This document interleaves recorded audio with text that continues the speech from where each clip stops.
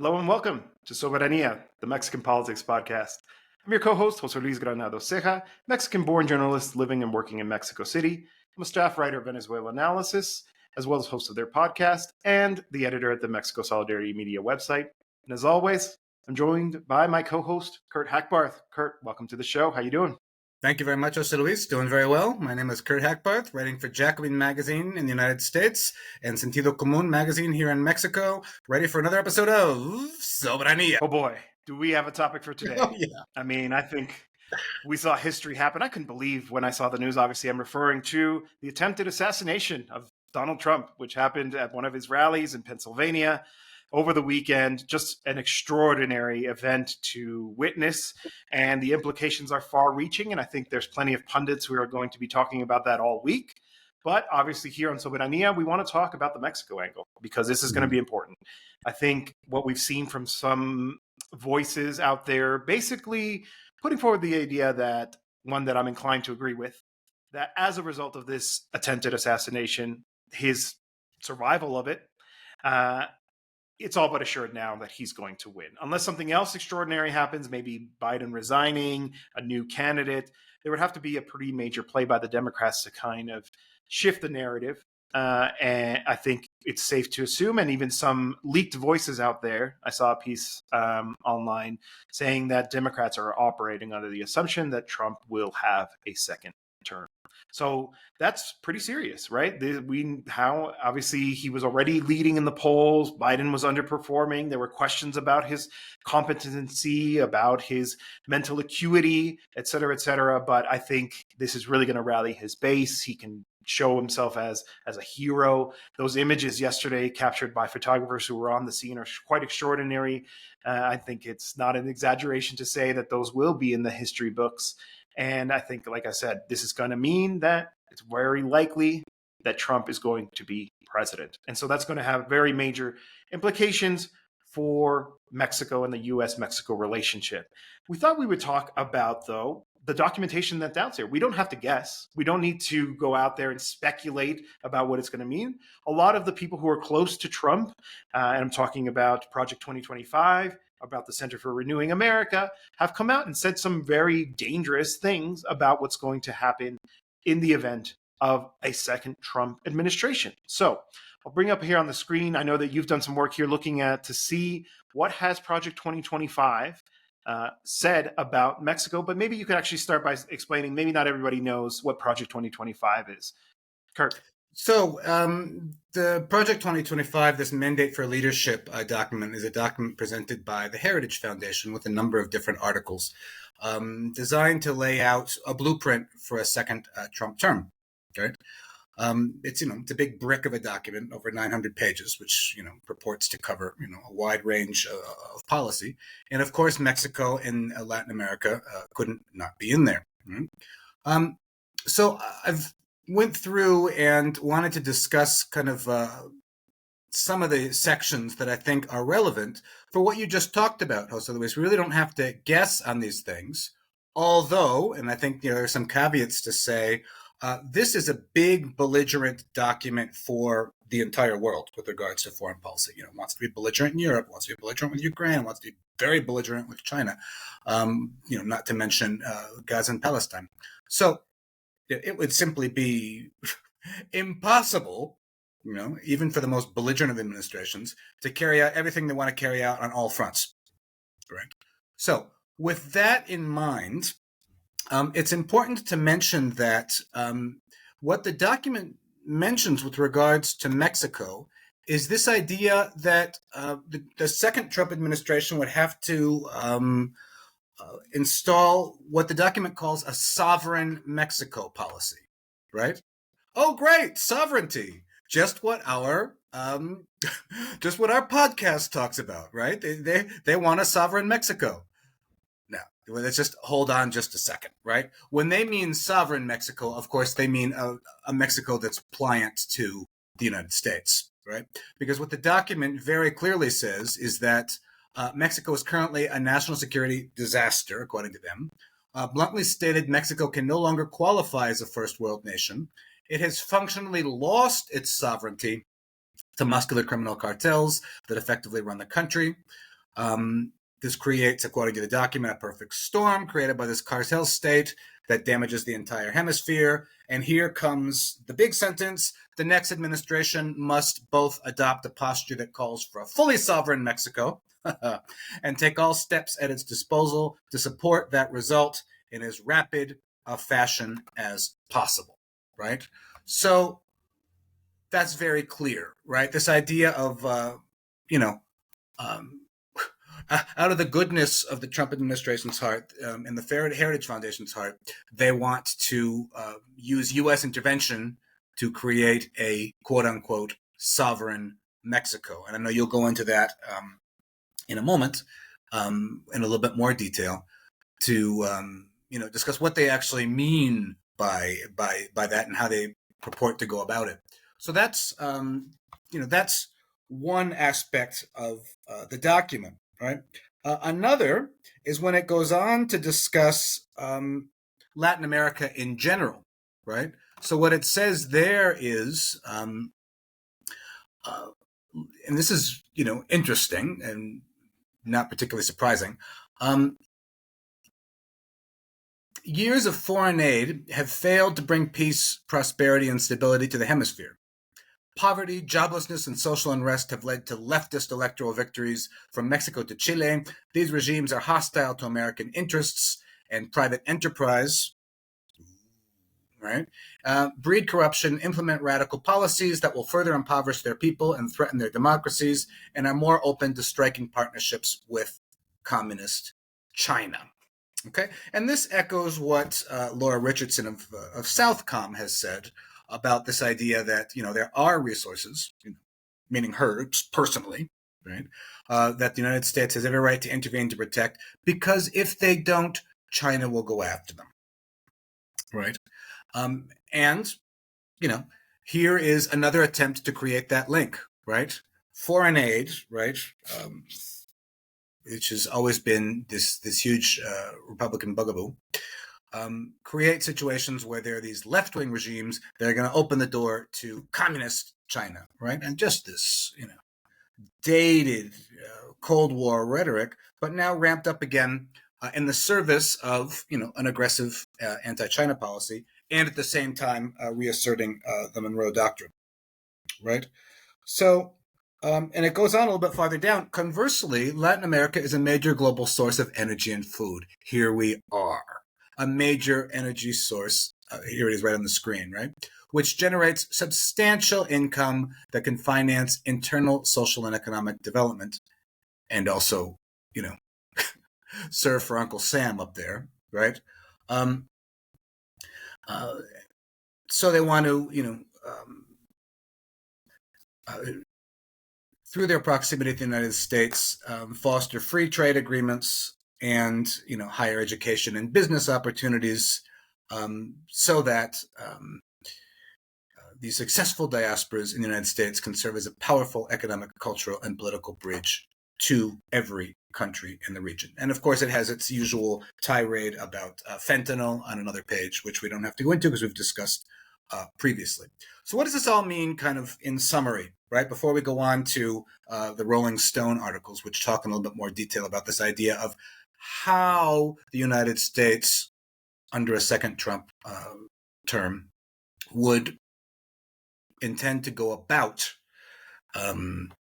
creating Mexico's a sovereign Mexico. I mean, it's just really interesting how they twist the idea of sovereign Mexico to say that the United States, through intervention, is going to create a Mexico that's sovereign from the cartels.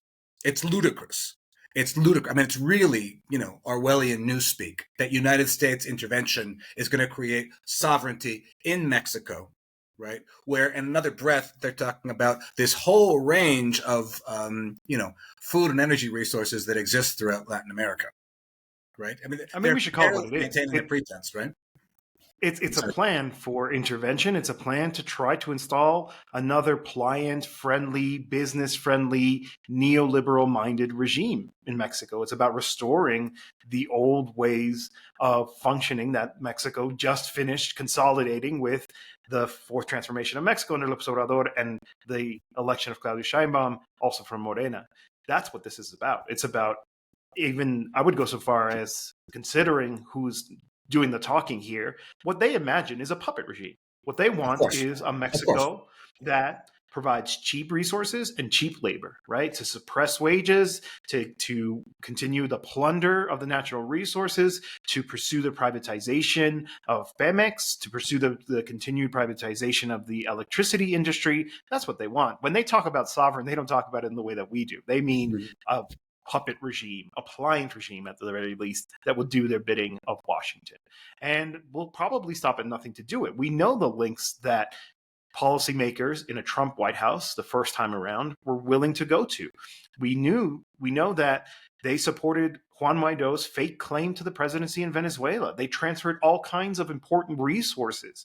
Venezuela is going to lose its most important foreign asset because of the mishandling of Citgo, which is a subsidiary of the state-owned oil company of Venezuela, of the opposition, which was handed the keys to that administration, to that business, and now have totally sunk it. And it's without getting too much into the details, they are largely responsible for it about to be chopped up into little pieces and sold off as a result of the mismanagement that was done by the Venezuelan opposition, and that was made possible by the Trump State Department and the Trump White House that handed over this asset to the opposition. They'll stop at nothing. And they would probably do something quite similarly when it comes to Mexico, to really go to extreme lengths to try to advance their agenda. And it's all laid out for us here. Yeah, so when you hear sovereignty, read neocolonialism. You know, it's maintaining the neo-colonial posture of always, right? That Mexico has to remain, right, a country primarily geared for export, right, of raw materials, right, to continue to finance, basically the U.S. war machine, right? Yeah. Through a pliant, supposedly sovereign regime, right? So it's just funny that in such a clumsy way they try to cover what their very clear aims are by using the word sovereignty. Right? We're going to save you from the cartels by going in and knocking off kingpins, right? As if that's ever worked, right? Over the course of all of these years of, all these murderous, blood-soaked years of the drug war in Mexico, right? So, Jose Luis, enlighten us. What have we learned about some of the proposals that are floating around for ensuring Mexican sovereignty? So here's the scary part, right? Just this past weekend, I did a presentation around what is the implications of Claudia Sheinbaum's election, et cetera, consolidating the fourth transformation, building the second floor, the language that she's used. But the part that worries me about the reaction in the U.S., this was a presentation I did to an audience in the U.S., is how incredulous they sometimes are when it comes to this very real possibility of the U.S. engaging in unilateral military action against Mexico. And again, we don't need to speculate in terms of what are their intentions. This is an article from last year, March 29, 2023, and it goes into the details of the plan by the Center for Renewing America. So the policy paper published by them, the Center for Renewing America, as quoted here by the Rolling Stone magazine, it's an influential think tank staffed largely by Trumpist wonks, MAGA loyalists, and veterans of his administration. The policy paper, titled "It's Time to Wage War on Transnational Drug Cartels," outlines possible justifications and procedures for the next Republican commander-in-chief to formally declare war against the cartels in response to the mounting bodies of dead Americans from fentanyl poison. And so, on the topic of sovereign, let's just read this next bit here. In a nod to Mexico's status as a sovereign nation, the paper calls on the U.S. to conduct specific military operations to destroy the cartels and enlist the Mexican government in joint operations to target cartel networked infrastructure, including affiliated factions and enablers with direct action. Again, they're quoting directly from this policy document. However, that enlistment of the Mexican government comes with a massive caveat. Again, quoting directly from the document, it is vital that Mexico not be led to believe that they have veto power to prevent the U.S. from taking the actions necessary to secure its borders and people. Well, I you mean, see they say it the outright. limit of the sovereignty argument right there. Right? There you go. Exactly. I think it Mhm. all kind of ties it together. They don't have respect for sovereignty. That's what we should say. The imperialist powers of the world, the U.S. being the major one right now, have no consideration for the sovereignty of nations. Certainly not those in the global South, or in the specific case, that of Mexico. And this is why I find it so troubling that people almost seem to reject the possibility of it. It's right there for everybody to see. They are willing to go this far. In fact, the other parts of this article talks about how there's a certain amount of regret amongst the Trump loyalists, amongst Trump himself, about not engaging in certain policy decisions the first time around, and how they're not going to repeat those mistakes if they win and are back inside of the White House. I want to remind people, when we first heard about the possibility of unilateral military action against Mexico by the United States using drugs and the war on drugs as an excuse, it was actually in Esper's book, where he talked That's about his right. memoirs, about his time. The former And defense if you look secretary. at articles then, they all treat it as a joke. In fact, Esper himself said he wasn't quite sure if he was being serious or not, because he quotes Trump saying, well, how would they even know it was us, right? This kind of ludicrous notion, of course we would know who was behind the bombing of Mexican territory using US-made weapons. But of course, it's treated flippantly, it was treated as a joke, and then, very quickly, it becomes a mainstream idea. Obviously, Trump is now the nominee, but in the race to select the nominee, that was a mainstream idea. All of the candidates that were seeking the Republican nomination talked openly about unilateral military action against Mexico. I stress that because that's a violation of sovereignty, and to put it in other terms, it would be an act of war. It would essentially be a declaration of war against Mexico.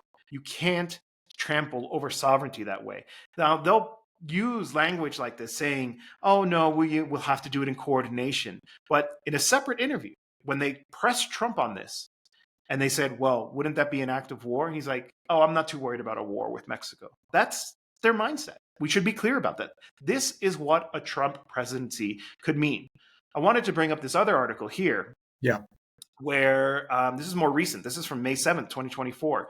Trump is planning to send kill teams to Mexico to take out cartel leaders. Donald Trump has told allies about his plans to covertly send special forces to Mexico to assassinate drug kingpins, sources tell Rolling Stone. If he wins a second term in November, Donald Trump wants to covertly deploy American assassination squads into Mexico soon after he's sworn into office again, according to 3 people who discussed the matter with the former U.S. president. That, too, is an act of war. We cannot permit U.S. troops on the ground inside of Mexico without the authorization of the duly elected, democratically elected government. In this case, it would be Claudia Sheinbaum, a Morena government. Why do I think this would be a flashpoint in the relationship? Well, sovereignty, the name of this podcast, is one of the pillars of the fourth transformation of Mexico. This has been one of the major points that López Obrador has stressed is important about this project. It is a nationalist, state-led project about rescuing sovereignty. That's why so many resources have gone into state-led projects, into rescuing Pemex, to the renationalization of the electricity industry. There was a huge demonstration here in Mexico City on March 18th, 2023, to commemorate the expropriation of the oil industry, where López Obrador loudly and firmly talked about the defense of sovereignty. It was actually in response to some of this language that we saw coming from the United States about trampling over Mexican sovereignty, about unilateral military action. And Claudia Sheinbaum is of the same mindset. If people think that she will allow Mexican sovereignty to be crushed, to be trampled on, the way that they're suggesting in some of these articles, or the way that some of these sources are telling these outlets, they're sorely, sorely mistaken. Claudia Sheinbaum, like López Obrador, will defend Mexican sovereignty to the bitter end. And the consequences can be incredibly far-reaching, right? We have a very deeply integrated economic relationship with the United States, and less so Canada. The North American Free Trade Agreement changed Mexico's economy. They think that they can just adopt those old Monroe Doctrine attitudes, right? Oh, screw Mexico, we'll do whatever we want. Mexico has now become, surpassing China, the United States' #1 trading partner. with an ever more interlinked, you know, economic structure.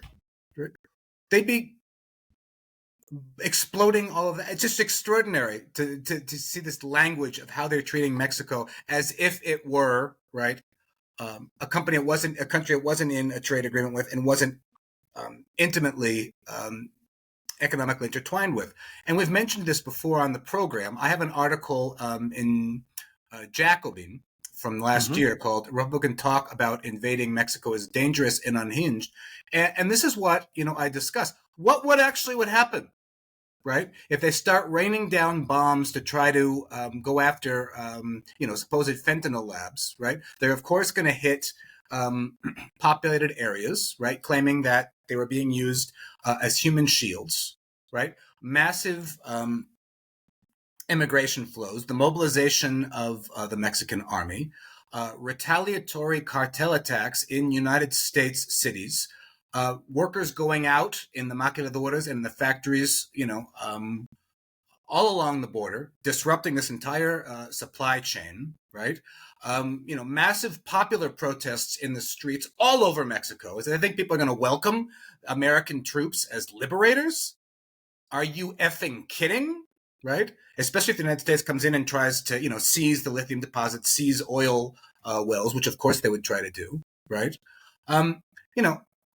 It would become very quickly, much more than a quagmire, right? A bloody, ongoing, rolling disaster, right? That Absolutely. would plunge both countries into an economic, recession, if not more, I and think kill the world goes into untold recession. thousands on both sides of the border. Yep, And that's always been my worst case scenario. Is that it provokes a recession because, listen, gringos, you need us just as much as we need you. You need our labor. You need our resources. You need those supply chains, just-in-time supply chains, to be in order. If you do this, you will blow that up. And that will cause a recession in the US, and that will provoke a global recession, and we will be in the midst of another financial crisis. That's what this decision can lead to. And they're talking about it like it's a serious policy proposal. It's ludicrous. It's unacceptable. And the Mexican population will not accept it, like you said. I think that's a really good point. Just as Biden's, utterly, genocidal and clumsy and stupid policies around the world have pushed Russia into the arms of China, this would push Mexico directly into the hands and the arms of BRICS. It would be immediate BRICS, right? And if people think that Latin American Union, right? If people think that the suffering would make somehow Mexico waver on this issue, okay, well, fine, we'll let you. You're duly mistaken. Just look at what happened. I was thinking back the other day to remember the huachicol, which is the theft of gasoline that was a widespread problem. It was one of the first major things that López Obrador tried to tackle. And it actually led to negative results. There were long lines at gas stations and there was supply issues. Never has López Obrador's popularity been higher than in that moment when he took on the huachicoleros. So if you see Claudia Sheinbaum standing up to the gringos, you better believe that the population is going to back her. You can't play with that when it comes to Mexico. It's deeply ingrained. It's in our blood when it comes to defending sovereignty, especially when it comes to the United States. That is a part of our political national culture of rejecting U.S. interference. You will provoke a disaster. And you're right. I think that's a great point you make. All it will do is firm up the pivot to China, which right now Mexico isn't interested in. Claudia Sheinbaum wants to have a positive economic, political, diplomatic relationship with the United States. Of course she does. Whoever's in the White House, of course. But if they're serious about this, if they carry through on that, and according to much of the coverage I've read, they would want to do it early on, right? One of the points I always make when I'm speaking to crowds in the United States is that we think about Trump. How did he really galvanize support? What did he do to mobilize that racist, xenophobic part of the Republican Party? He attacked Mexico and Mexicans. It was his first speech. We all remember it. They're a bunch of rapists and murderers. We remember that. And it worked really well. In fact, I'm of the belief, I put forward the hypothesis that he maybe doesn't become the candidate and doesn't become subsequently the president if he doesn't do that. Because that was the wink to that part of the Republican Party and American society more broadly to say that I'm on your side. I'm one of you guys. I'll say the things that nobody wants to say that you secretly believe. Right. And that's what created this groundswell of support, this MAGA loyalist crowd. for Trump that carries him into the presidency. But that's only effective to a point, right? At some point, Mexico will build the wall and they'll pay for it. We'll build the wall and Mexico will pay for it, all this kind of stuff. They're rapists, they're murderers. It works, but it's an imagination. When you start talking about Mexico being responsible for the deaths of hundreds of thousands of North Americans as a result of the fentanyl crisis, the opioid crisis, then it makes it more real. That convinces people, you know what?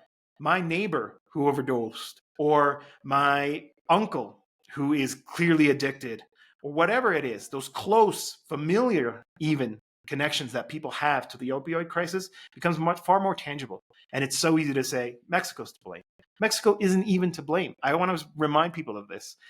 Fentanyl and its precursors used to come directly from China until 2019, when they cracked down on it thanks to negotiations between China and the United States. But of course, as long as the demand is there, people will find a way to get it. So what happened? They started shipping it through Mexico into the United States. That's the only reason why fentanyl now comes from Mexico. It used to come directly, and it comes mostly in the hands of U.S. citizens who cross with these precursors. Who cross legal border crossings. Now Mexico has to pay the price. Mm-hmm. Legal border crossings. And of course, also the collaboration with security agencies, the Border Patrol, Customs and Immigration. Of course, they're part of this. Of course, they're getting a cut. How many times have we not seen, this sheriff or this police chief getting wrapped up in engagement in drug trafficking inside the United States? How do you think the drugs make it to people at their door? What does that last mile look like? It's not just Mexican cartels, but it's easy. It's rhetoric that works. When I talk about the possibility of invasions to U.S. crowds, they're like, sometimes people say, well, they feel invaded. They feel invaded by, that's why you see language from Trump that talks about them poisoning the blood, that there are just in the same rally where he was shot at, he was talking about the millions of people who are dangerous who are inside the United States. That's the kind of rhetoric they use, and it's very easy to mobilize that same base, and they're going to get riled up and be like, yeah, America, USA, let's bomb Mexico. But it's an incredibly dangerous, naive proposal that I hope we'll be able to prevent from happening. But I'm scared about how possible it really is at this point now. Now, let's look at it from another angle, right? All this you said is very important, and we'll of course be keeping tabs on this very closely, as the podcast progresses, right? There is a question, though, with all of this document, the Mandate for America, how much of it is, intended to be put into practice, and how much of it is, standard bluster, that goes back to, the Reagan era, of, big blustery, bellicose documents like these, for, gullible consumption before an election, red meat. And then how much of it is actually, going to be put into practice, right? There's this idea that they're trying to project, as you mentioned, that a second Trump administration, especially after the shooting, is going to be Trump on steroids. This is what, the image they want to project. Part of that is just that. It's an image, right? Just like the wall that never happened, right? Just like his big, tough, policy on Mexico in the first administration, he did, create bluster around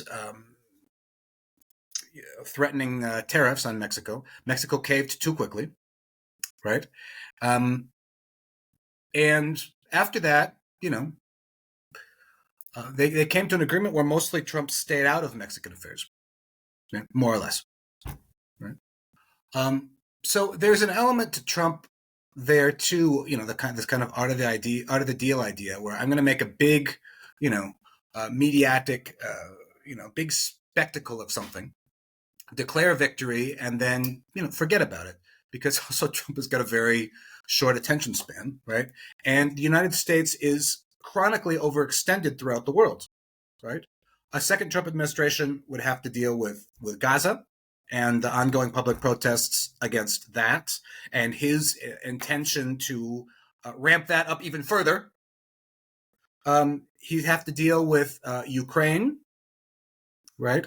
And his maybe impulse to try to wind that down, but the foreign policy establishment's impulse to keep pushing him to keep ramping that up, as the Biden administration is doing.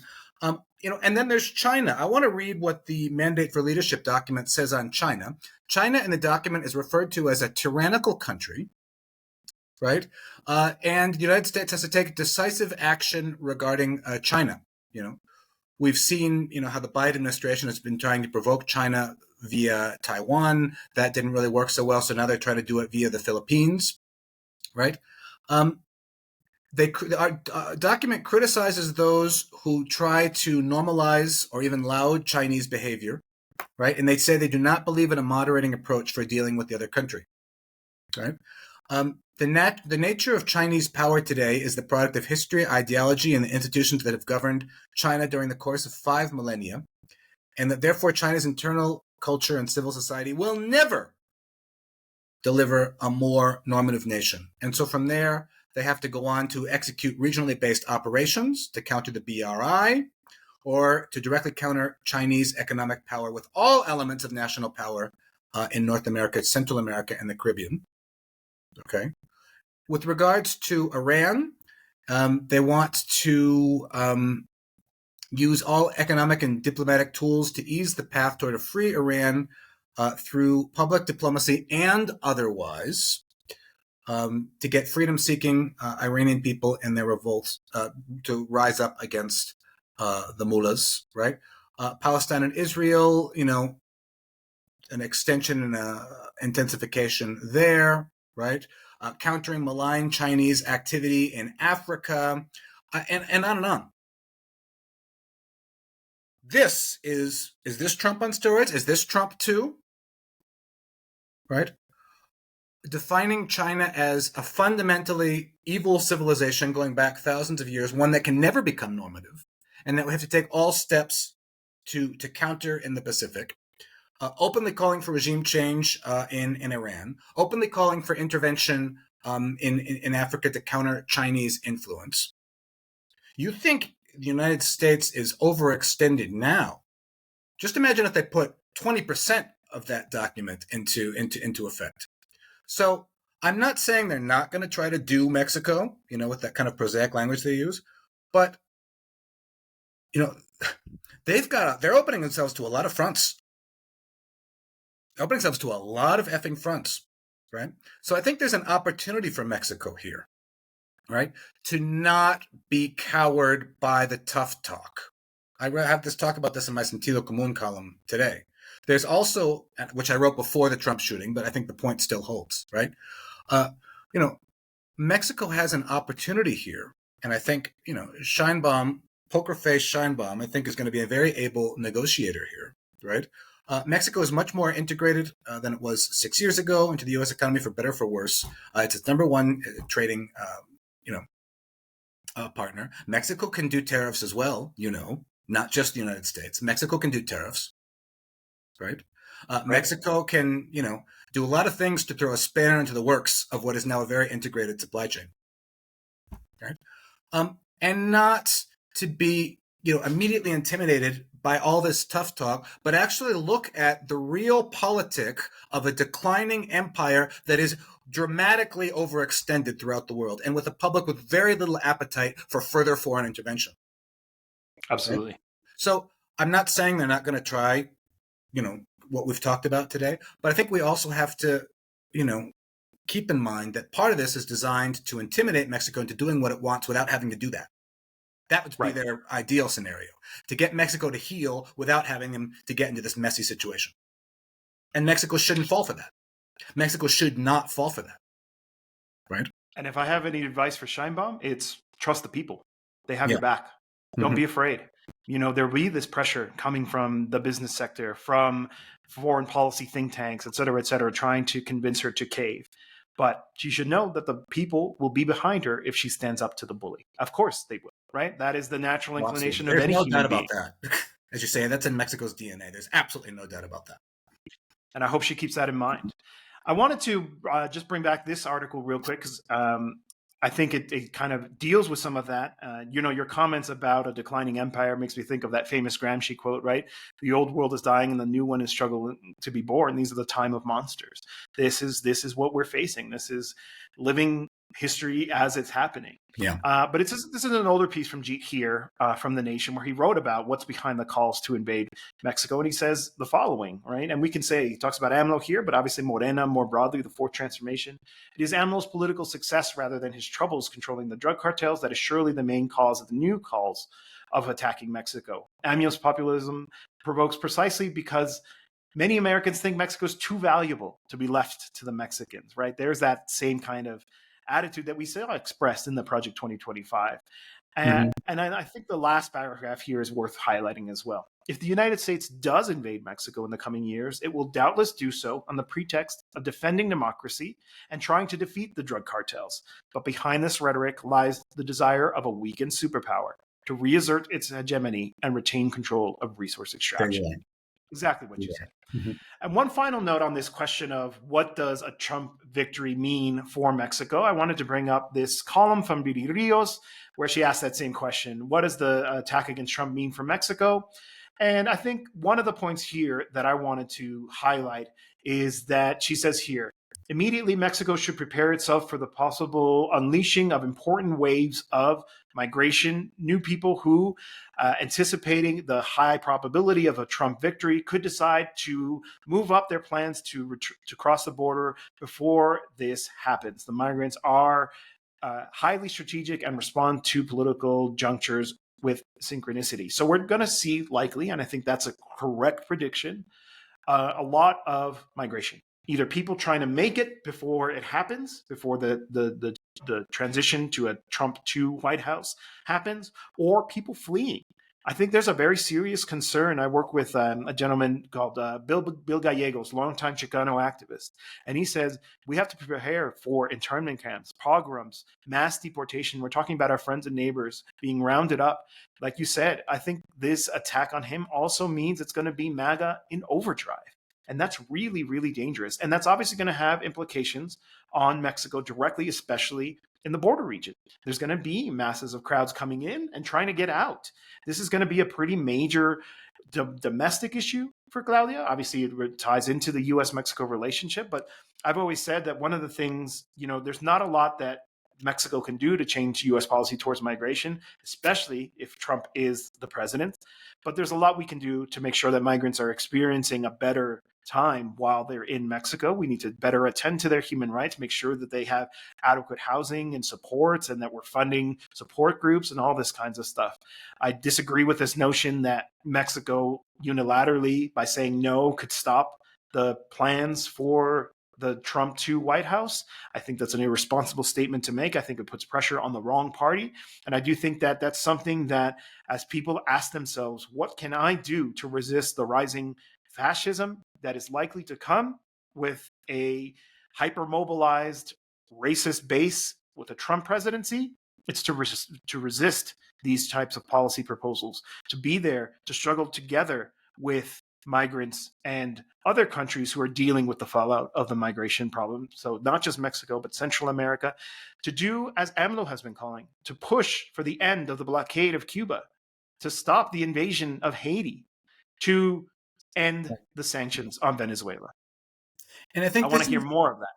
Yes, indeed. And I think this is where, the Mexican American community, living, in the diaspora in the United States, many of whom, and thank you very much, watch this program, have a huge role to play. We saw on election day how the lines were, blocks long in major cities in the United States of people wanting to participate, wanting to vote in the Mexican election. Very, very, engaged with what's going on in Mexico. And the frustration, at not being able to participate, not being able to vote, and the Supreme Court's, vetoing of the electoral reform that would have allowed them to vote more easily. Right? And this is something that's come up in many a mañanera, that the Mexican community has a huge muscle that hasn't yet been fully wielded. we're talking about 37 million people, about 10 times larger than the Cuban American community, and larger than the Puerto Rican community, which communities have been very effective at advancing their interests. The Mexican American community has a huge role to play in this next chapter that's about to play out, right? And keeping pressure on and demonstrating and mobilizing, right?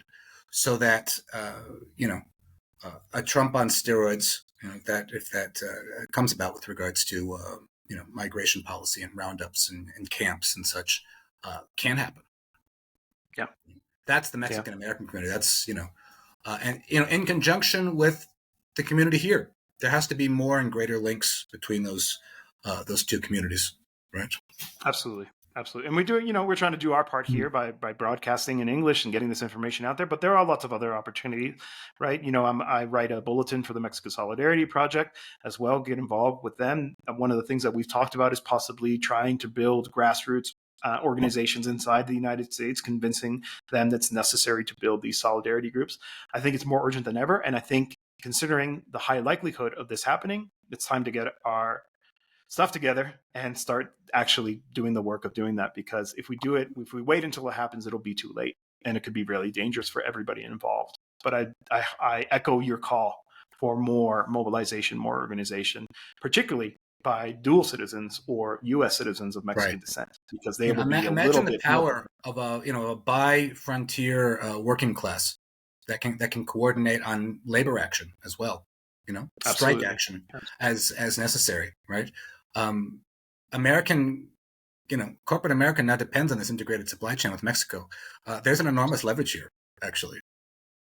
What's that quote? The capitalists will sell you the noose that you'll hang them by. So they've done us a favor by giving us this kind of power over their economy as well. So we talked a lot about China as well, and I wanted to pivot to this story that we thought was worthy of attention. It kind of speaks to the fact that, well, Mexico, even under Morena, under López Obrador, and likely under Claudia Sheinbaum, have a insistence on preserving that. There's that famous quote about, so close to the United States, so far from God. But there are economic advantages to being next door neighbor to, the wealthiest country in the history of the world. And I think that informs much of the approach that Morena takes, obviously also in having inherited since 1994 the free trade agreement, which had ripple effects throughout the Mexican economy. It's preserving this relationship. And so we saw this with headline here: Biden announces tariffs on Chinese metals routed through Mexico. The measure aims to close a loophole that officials said allowed metals made partly in China to come into the United States duty-free. So as we know, there is this rivalry between China and the United States. The United States has insisted on applying more and more tariffs on Chinese-made products. We saw that electric vehicles made in China will now have a 100% tariff in order to keep the domestic automakers competitive, because they can't compete, et cetera, et cetera. But, this involves the Mexico-U.S. relationship as well. And we saw this agreement. And we mentioned this last week, right? Who is the economy secretary? It's Marcelo Ebrard. Who negotiated with Trump last time around? It was Marcelo Ebrard. And so it's likely that we're going to continue down this road. And of course, if they attack us, the unilateral military action, I think that will change. I absolutely agree with you. It would provoke the pivot. But for now, the emphasis is on taking care of the U.S.-Mexico economic relationship. Yeah. So what's important here to discuss? The United States and Mexico have come to an agreement where, obviously in an attempt to block Chinese steel coming in, that steel coming in through the free trade agreement has to be melted in Mexico, right? Not partially in China, with an exception, interestingly, for Brazil, because apparently there's a connection between Brazil and Mexico there with regards to melting steel. So Brazil gets an exception on the coming through Mexico on the on the Americas ledger.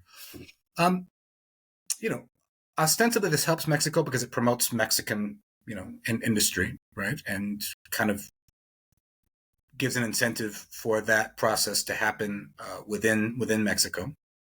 Kind of at this idea that AMLO's been trying to pitch that, let's create a large trading bloc and even a political union, which is, I think, very problematic, to, counter China. It's like, let's do this. And so here's an example, right? So it has to be fully Mexican steel and not, partially Chinese steel, so it can come through and not try to elude these tariffs that have come on, right? Now, here's the dangerous side of it. The dangerous side of it is the United States is obviously, after, decades of pushing free trade on the global South, decades of pushing the free trade argument, right? Violently pushing it. Violently pushing it, in order to, dominate global South markets and have access to their, resources and cheap labor, right? They're now retreating into, as convenient for them, a protectionist stamp, a Fortress America, standpoint with regards to China, because there are areas in which the United States currently is incapable of competing with China, right? For example, electric cars. Chinese companies like BYD are making better and cheaper electric cars in the United States. There's no contest. There's no contest. Chinese electric cars are much better than U.S. Than U.S. models, with all the subsidies that Tesla's got, and then all this other stuff thrown at them. They're not competing with Chinese cars, so you get subsidies on Chinese cars, right? So I think it's fine that AMLO's trying to play up this idea of let's create a big integrated bloc in order to promote Mexican manufacturing. That's fine. That's understandable. The United States market is right there. That's logical. But what you don't want Mexico to do is to play into Fortress America to the extent that, it suffers from that same U.S. protectionism, right? Why can't Mexico, bring in those BYD electric cars that are cheaper and better? Bring them in. Bring them on. Bring them on. We're not the United States, right? Or manufacture them here, or, use Mexican lithium to create Mexico's own, value-added, technology and labor and, a sophisticated labor supply chain here in Mexico with its Mexican products, right? So I think that's a balancing act that AMLO's been trying to play throughout this administration, and we'll see where Claudia goes with that. First, trying to pitch the idea to the United States of let's create a big bloc, like with the steel agreement. But on the other hand, saying to China, we're not the United States, we don't believe in their protectionism, and we want to have a good relationship with you. Obviously, so far the accent has been towards the United States. And with Ebrard as economy secretary, he's quite pro-U.S., right? That has to be said, right? So that would appear to continue, save, a big, stupid invasion of Mexico to, bring in sovereignty at the butt of a gun. Then it's open season for BRICS and for China. But it's interesting that when there were some rumors a month or so ago about Mexico joining BRICS, Mexico came out with an interesting kind of denial, but not denial. It said, no, we're not joining BRICS now, but it's kind of an interesting idea. They certainly did not discount the whole thing out of hand, which I thought was an interesting way to play it. No, we're not joining BRICS. Calm down. But it's kind of interesting, isn't it? Now, this kind of diplomatic ambiguity can work, right? The United States has had this ambiguous policy, the one China policy, but, kind of playing footsie with Taiwan since Nixon. Diplomatic ambiguity can work for a reason. But if a Trump reloaded ramps up pressure on China, and then all of a sudden asks the Sheinbaum administration, the classic, you're with us or you're with them, you're with us or you're with the terrorists, then that's going to put a Sheinbaum administration into a more tricky situation with regards to the ambiguity that AMLO's been trying to play on this over the last few years. So it's actually going to be very interesting to see how this plays out. And I really hope Mexico, understanding what they're doing with the U.S., does not close doors to China. Does not close doors to China. That would just be, China is now the biggest trading partner with the rest of Latin America. So, how do you play with the madman in order to Yeah, keep your options open? that's right. Mhm. And we saw a little bit of that when there was all kinds of diplomatic pressure from Mexico to condemn Russia's operation in Ukraine. And Mexico resisted under That's Lopez right. Obrador, saying, no, no, no, we're not going to take a side. Nope, we want a policy of peace. We want to work with everybody, diplomatic engagement with everybody. So, yeah, like you said, I think it's a lot of this kind of playing both sides, trying to manage that relationship. But you're right. It would be a colossal mistake to close the door to China, especially given what we just finished talking about, where you quite literally may be forced to do so. And I think a lot of it depends on just how much BRICS as a project actually gets consolidated, right? Right, true. We have to see it actually become something that is an actual viable alternative to say, okay, this is a big risk, but we're willing to engage with it because it might actually pay off. So finally, we thought we'd go to a quick update in terms of where things are at with the constitutional reforms. Obviously, the number one issue right now continues to be the judicial reform. We talked about this previously. It's been great seeing the engagement, the public turning out to these events, wanting to learn more about it. But oddly enough, according to Norma Pina, there hasn't been dialogue. She's insisting on having dialogue with the president-elect. And I thought she had a really good response, which she said, it's not with me. It's with Congress. If you want to have a dialogue about the proposed constitutional reforms, go talk to Congress. They're the ones who are considering the constitutional reforms. Stop asking me. And you had a great point just before we started saying that that's the old way of doing things. That's how the old regime worked. Let's make a deal behind some closed doors. But I have this tweet up from you here on the screen here. So she was in an interview with Adela Micha, and she tries to kind of pigeonhole her to get her to confess that if Lopez Obrador gets his reform, then the world will come crashing down on Mexico. But what does she say when she's asked? So what happens? What happens if they approve the constitutional reform? They have the supermajority in the Congress. They have enough votes in the local Congresses. It's going to go. It's going forward. It may change as a result of the dialogue that's happening right now, but the reform is happening. And I thought, oh, it's happening. Yeah. I mean, who better to tell you? Ahí se acaba el asunto. That's what she says at the end of this clip. And it's funny, Adela Micha is, a classic chayotera, of Televisa. And so throughout this interview, she's trying to goad Norma Pina into making an incendiary response that we're going to resist this and we're going to resist this judicial reform, to the last man standing in the judicial branch, right? And you actually have seen judges, come out against it, and we're going to oppose it, over the last few weeks, and posing out for pictures out in front of the buildings, and this is, we're going to stand up against this. But it's funny that the jefa de jefas, very resignedly in this interview with Adela Micha, who says this is going to be the end of democracy, this is going to be the end of this and that, and then she finally comes up, it ends with the question you said: is there any recourse if they do this constitutional reform? Is there anything that can be done? And Norma just sighs and said, no, ahí se acabó el asunto. Right? In that case, it's over. And, it's really funny because as Gerardo Fernandez Noroña, our favorite left-wing firebrand there, that, if she wants to run, go ahead. Yeah. Nobody's being barred from running in these elections of judges. I think it highly unlikely that Norma Pina would win. But, if she wants to throw her hat in the ring, go for it, Norma. Why not? Put your name on the ballot. I was discussing this with my partners. He's like, well, what do you think about the direct election of judges? I was like, I think it's easy. I always have faith in the masses, right? Are you going to vote for the person who has consistently shown that they side with the business owners? Or are you going to vote for the person who says they're going to defend your human rights as the Constitution lays them out? I think it's a pretty obvious choice.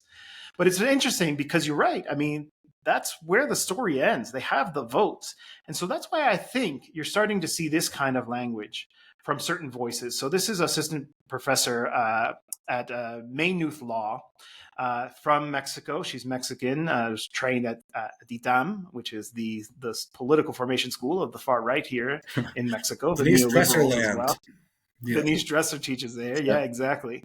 And so she says that, Morena has been spreading lies and disinformation about the court system, individual judges, and court decisions to sow a generalized feeling of contempt and distrust of the judiciary. And I think it's just absurd, right? This is misinformation. This isn't just somebody trying to interpret things that are favorable to the business interests that they are aligned with. No, this is misinformation. They did a survey. Morena paid consulting firms to go out there, to polling firms, to ascertain what is the public mood on the judicial reform. Again, and these are the polling firms that nailed it when it came to presidential elections. So they're not biased, they're not pro-Morena or anything in the sense. And it was basically 80% of the population was in favor of these reforms. I actually wrote my column for the Mexico Solidarity Project Bulletin on this topic. And I mentioned the following. I'm just going to read a little bit from it. As usual, the critiques of Morena's plans to overhaul the judicial branch rely on deceit and dishonesty. Morena did not need to sow discontent, as Velasco Rivera contends, without a shred of evidence. Upwards of 83% want to see a reform of the judicial branch. That level of support cannot be manufactured. In addition to widespread accusations of corruption and a legacy of failing to deliver to victims, the judiciary has repeatedly impeded Morena's agenda, made questionable rulings favoring corrupt actors, and consistently sided with the old neoliberal order. It's extraordinary how people will try to fool you into thinking. Anybody who has ever had an interaction with the country's judicial system leaves with a bitter taste in their mouth. It is not one that is favorable to victims. So the judicial branch actually engages its own exercise to do a dialogue. And at the close of that dialogue, it's extraordinary. Norma Piña says, given the national situation, we must ask ourselves, what have we failed to do? So throughout this national journey, we hear from all of them time and time again that justice is distant and inhumane, that justice is a nightmare. And elsewhere, in that interview with Adela Micha, she said she was surprised about people weren't interested in talking about the separation of powers or judicial independence, that they were interested in talking about their rights and the experiences of victims with the justice system. That is a horrible confession by Piña. It reveals her terrible ignorance. You do not know what people go through when they have to deal with the justice system. You think it's all about, we're here to defend the Constitution. No, people do not feel that way. That's why 83% of people are in favor of judicial reform. People like Mariana are lying through their teeth when they say that this was because Morena has sowed discontent and has been the only people criticizing the judiciary. What lies? But that's what they do, because they're trying to lay the groundwork for, in a future occasion, say that this is another example of Morena's authoritarianism and trying to consolidate power in the hands of one single person, the president, etc., etc. It's the same rhetoric that they're trying to use to justify unilateral military action against Mexico, saying, democracy's in decline. So you have to start to see how these actors work together, and in fact are actually, I'm sure Mariana thinks of herself as a progressive, but you're actually echoing the worst of the far right imperialists.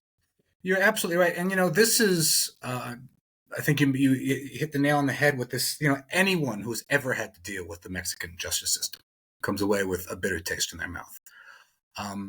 So this is, if there's anything that's a groundswell, an outcry, in this country, it's a hatred of dealing with the judicial system, right? And that's not just on the left. It's on the center. It's on the right. It's anyone who's had to, bribe a judge, right? It's anyone who's had to, get involved in these, when I say bribe a judge, I mean be forced to pay, a mordida, right? This way of settling cases where it's just who can pay more here and then pay more here and then pay more here and then pay more here and then pay more here and pay more here. That's exhausting. It's exhausting for big corporations. Imagine how exhausting it is for a pyme, right? A small and medium enterprise, right?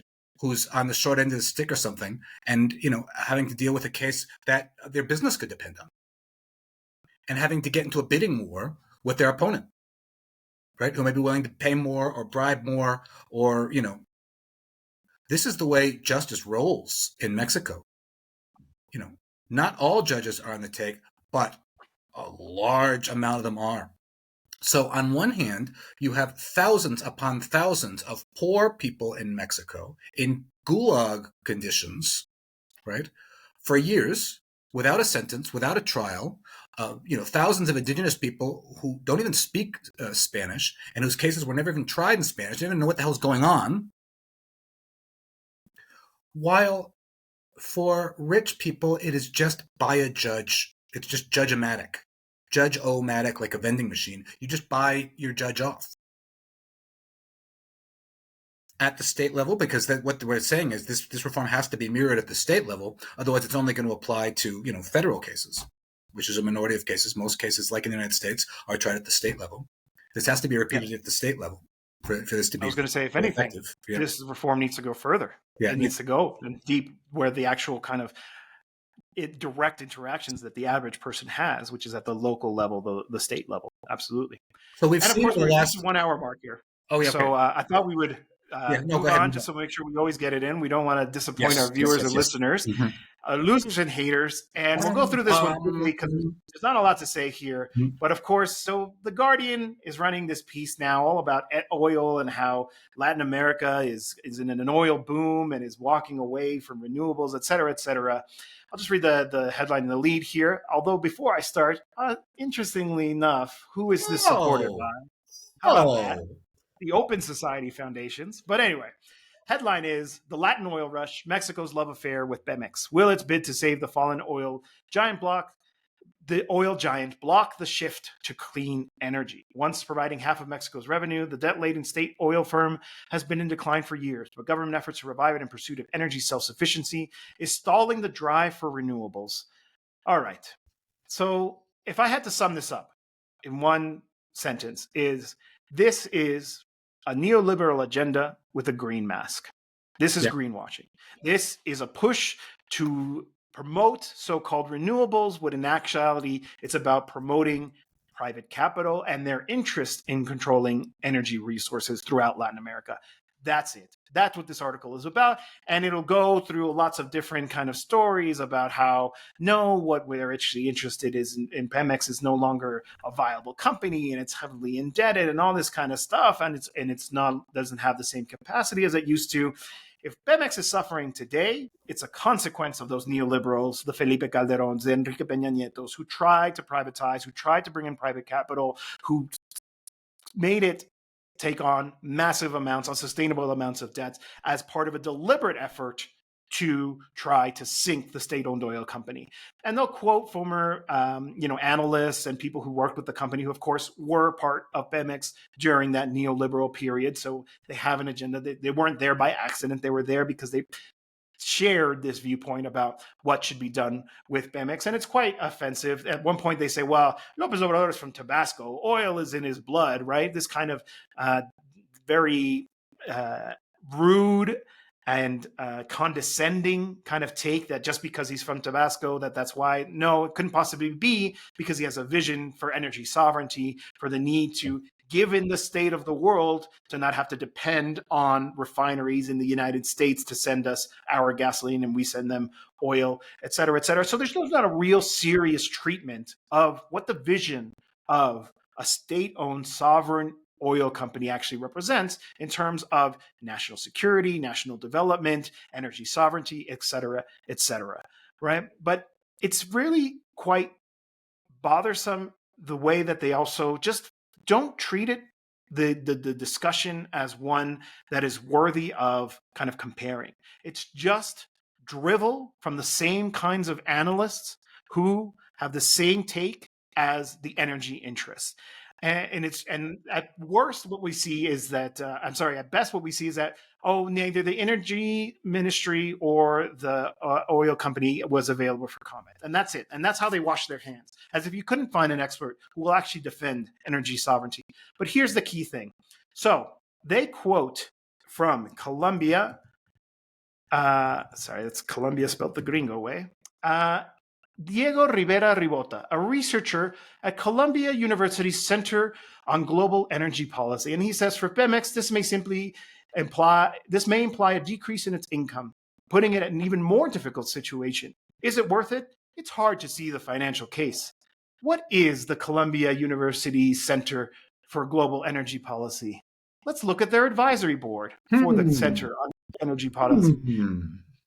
And it's just a who's who of private capital, energy interests, lobbying groups. Are you going to tell me that these people are going to give us an objective, fair assessment about what the plans to bring back Pemex to rescue Pemex as a sovereign state-owned oil company that pursues the national interest. Really, are these people going to give us an objective take when they work for this institute, which has these people as their advisors? Be serious. It's clearly propaganda being laundered by the Guardian with the funding from the Open Societies Foundation. It's just extraordinary. It all comes together right here. And all you had to do was probably a little bit of bends, but no, because the Secretariat of Energy didn't comment, then that's it. There's no counter perspective. All we get is neoliberal drivel with a green mask, greenwashing yet again. Yeah, and certainly these are probably the same people who were on the phone to the president of Colombia saying, "Get those kids out of the grain, get those Palestine protesters out of there," right? Because Colombia is a business. It's not in the business of education. It's a business. It's a massive business, and this is what it does.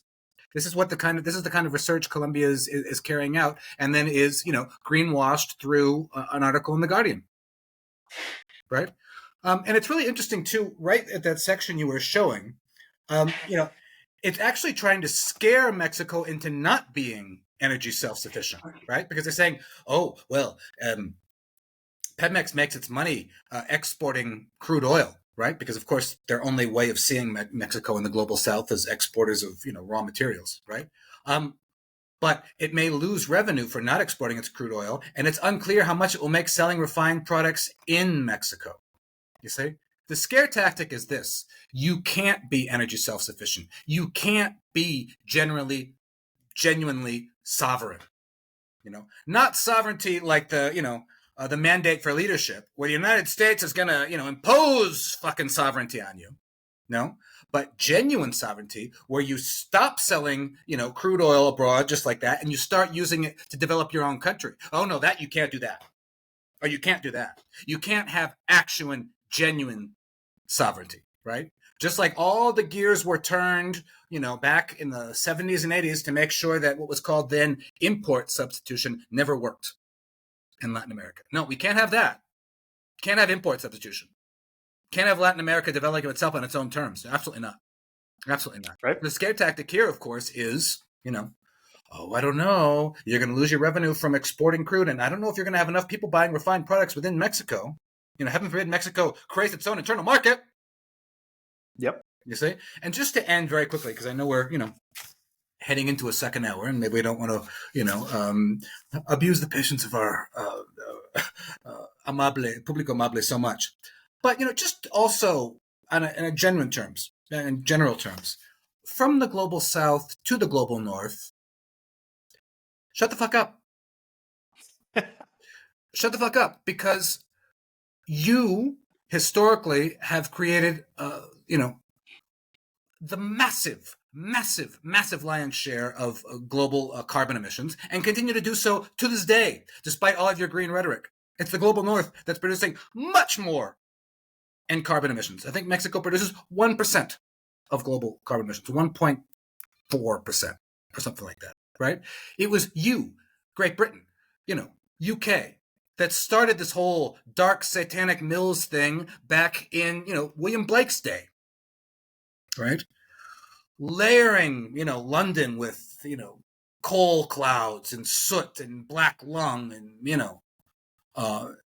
exploiting the working classes, creating coal-blighted landscapes, closing off the commons so that people had no choice but to go into the cities and work in the dark satanic mills, pillaging its colonias, impoverishing its colonies, using protectionism all the time to develop its own infant industries. And now, when a country like Mexico wants to develop on its own terms, you get this. Open Society funded, Columbia University funded claptrap garbage trying to scare them off from doing it. Right? And just like that famous Kenyan official said, China gives us a hospital, Great Britain gives us a lecture.